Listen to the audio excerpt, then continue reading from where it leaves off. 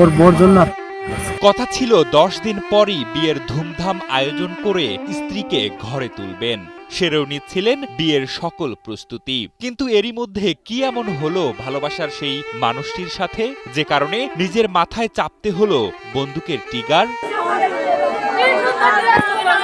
Police constable সম্রাট বিশ্বাসের রহস্যজনক মৃত্যুর কারণ নিয়ে ধোঁয়াশা থাকলেও তার পরিবার বলছে স্ত্রীর সাথে কলহের জেরেই হতাশাগ্রস্ত হয়ে পথ বেছে নিয়েছেন সম্রাট। 2-1 দিন আগে ওর কলিগরা বললো তাতে ওর সাথে যারা বেজমেন্ট আছে তারা বললো যে ফোনে নাকি এরকম কথা কাটাকাটি বা কোনো ধরনের সমস্যা তার স্ত্রীর সাথে ছিল।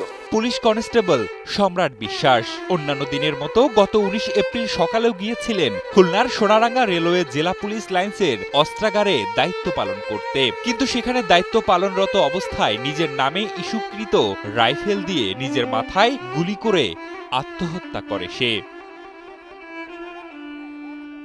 আর সেই খবরে তার নিজ বাড়ি গোপালগঞ্জের কাশিয়ানী উপজেলার চরপদ্মবিল গ্রামে স্বজনদের মাঝে দেখা যায় শোকের মাতম। সজলদারে কল দিছে, সজল আমাদের ছবি পাঠাইছে, আমি দিয়ে কি করবো বুঝি না, কি চিন্তা কইরা মরে গেছে।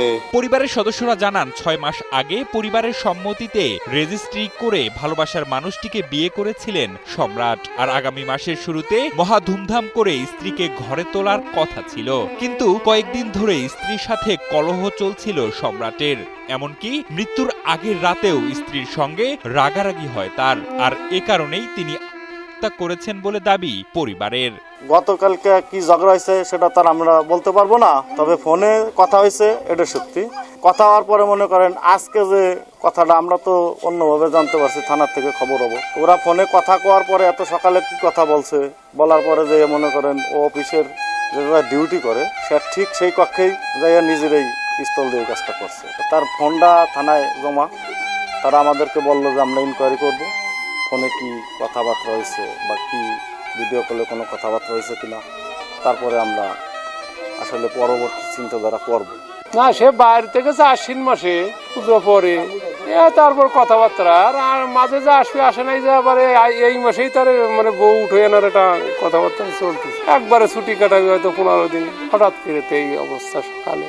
তবে তাদের দুজনের মধ্যে কি নিয়ে দ্বন্দ্ব হয়েছে তা এখনো নিশ্চিত হওয়া যায়নি। তবে সম্রাটের স্ত্রী ও শ্বশুর শাশুড়ি খুলনা এলেও গ্রামের বাড়িতে আসেননি। এতে পরিবারে এক ধরনের দূরত্ব তৈরি হয়েছে বলে ধারণা করছেন সম্রাটের পরিবার।